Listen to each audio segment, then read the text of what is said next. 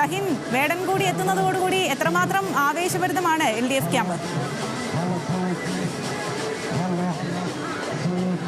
തീർച്ചയായിട്ടും Sethu, LDF camp കഴിഞ്ഞ ഏതാനും ദിവസങ്ങളിലായി വലിയ ആവേശഭരിതമായിട്ട് തന്നെയാണ് കാര്യങ്ങൾ മുന്നോട്ട് പോകുന്നത്. ഇന്ന് കലാശക്കൊട്ടാണ്. നമ്മളോടൊപ്പം റാപ്പർ വേടൻ കൂടി ചേരുകയാണ്. വേടൻ, സാധാരണ കലാകാരന്മാരൊക്കെ രാഷ്ട്രീയം പറയുന്നതിൽ നിന്ന് പിന്നോട്ട് പോകാറുണ്ട്.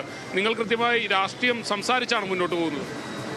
നമ്മളൊരു ജനാധിപത്യ രാജ്യത്തിലാണ് ജീവിക്കുന്നതെന്നുള്ളൊരു വിശ്വാസത്തിലാണ് ഞാനും ഒരു കലാകാരനായിട്ട് തുടങ്ങുന്നത്. അപ്പോൾ ഒരു കലാകാരന് രാഷ്ട്രീയം അത്രത്തോളം അത്യാവശ്യമായിട്ടൊരു കാര്യമാണ് ഒരു ജനാധിപത്യ രാജ്യത്ത് നമ്മൾ ജീവിക്കുമ്പോൾ.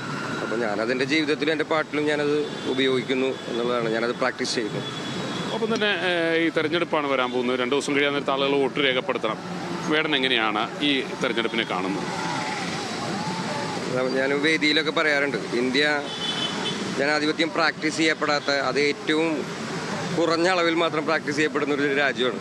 അപ്പോൾ അത് പ്രാക്ടീസ് ചെയ്യുന്ന ഒരു വലിയ പ്രോസസ്സാണ് വോട്ട് ചെയ്യൽ. അത് നമ്മളതിനെ നമ്മുടെ പുതിയ വരുന്ന തലമുറയിലുള്ള കുട്ടികൾക്ക് നമ്മളൊരു ജനാധിപത്യ രാജ്യത്താണ് ജീവിക്കുന്നുള്ള വിശ്വാസം തന്നെ ഒരു പ്രോസസ്സാണ്. അപ്പോൾ എല്ലാവരും വോട്ട് ചെയ്യുക. ഇപ്പോൾ ഭയങ്കര രാഷ്ട്രീയവാദമൊക്കെ സോഷ്യൽ മീഡിയ വഴിയൊക്കെ പ്രചരിപ്പിക്കുന്ന ഒരു കാലഘട്ടത്തിൽ ഇത് നമുക്ക് പുതിയ മക്കൾക്ക് നമ്മുടെ രാഷ്ട്രീയത്തിൻ്റെ വില പറഞ്ഞ് മനസ്സിലാക്കി കൊടുക്കാനുള്ള ഒരു പ്രോസസ്സാണിത്. അപ്പോൾ ദയവ് ചെയ്ത് എല്ലാവരും വോട്ട് ചെയ്യാം മക്കളെ. കഴിഞ്ഞ ദിവസം വേദിയിൽ 2 വരി പൊളിറ്റിക്സ് പാടിയിരുന്നു. ഒന്ന് പാടാൻ കഴിയും? ഞാൻ എൻ്റെ പാട്ട് പാടിയാൽ മതിയോ?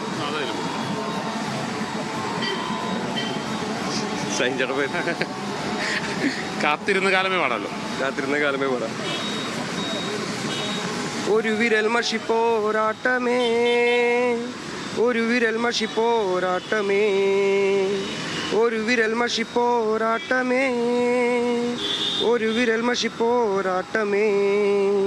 കലാലയങ്ങളെ ആതുരാലയങ്ങളെ, ആർക്കു മുന്നിലും അടയാവാതിൽ പടികളെ, നഗരവേരു പോലുറച്ച് തൊഴിലെടുത്തവരെ, നാളെ നല്ലതാകാൻ ഇന്ന് ത്യാഗം ചെയ്തവരെ.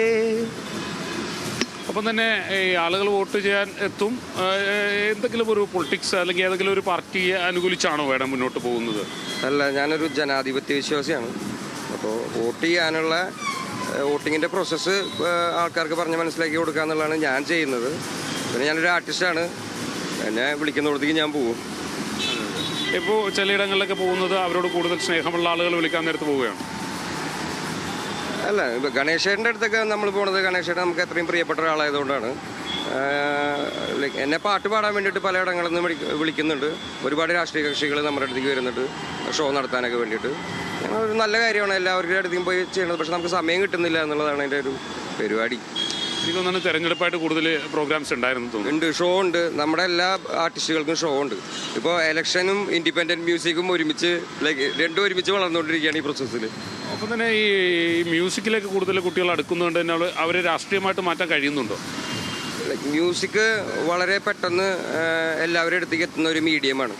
ആ മീഡിയം ഇലക്ഷൻ സമയത്ത് ഉപയോഗിക്കുക എന്നുള്ളതാണ്. It's A good thing. ഇത് ഇൻഡിപെൻഡൻറ്റ് ആർട്ടിസ്റ്റുകൾക്ക് ഒരു വളരെ നല്ല കാര്യമാണ്. എന്തായാലും അദ്ദേഹം പറയുന്ന പോലെ അദ്ദേഹം ഒരു കലാകാരനാണ്. അതുകൊണ്ട് തന്നെ പലയിടങ്ങളിലും അദ്ദേഹത്തിന് പോകേണ്ടി വരുന്നു എന്നുള്ളത് തന്നെയാണ്. എന്തായാലും ഇപ്പോൾ കളമശ്ശേരിയിലും അദ്ദേഹം പി രാജീവിൻ്റെ പരിപാടിയിൽ പങ്കെടുക്കാൻ വേണ്ടിയാണ്, കലാശക്കൊട്ടിൽ പങ്കെടുക്കാൻ വേണ്ടിയാണ് അദ്ദേഹം എത്തിയിരിക്കുന്നത്. ഒപ്പം തന്നെ അദ്ദേഹം പറയുന്നത് നേരത്തെ ഞാൻ സൂചിപ്പിച്ചതുപോലെ തന്നെ കൃത്യമായ രാഷ്ട്രീയം സംസാരിച്ചു പോകുന്ന ഒരു വ്യക്തിയാണ്.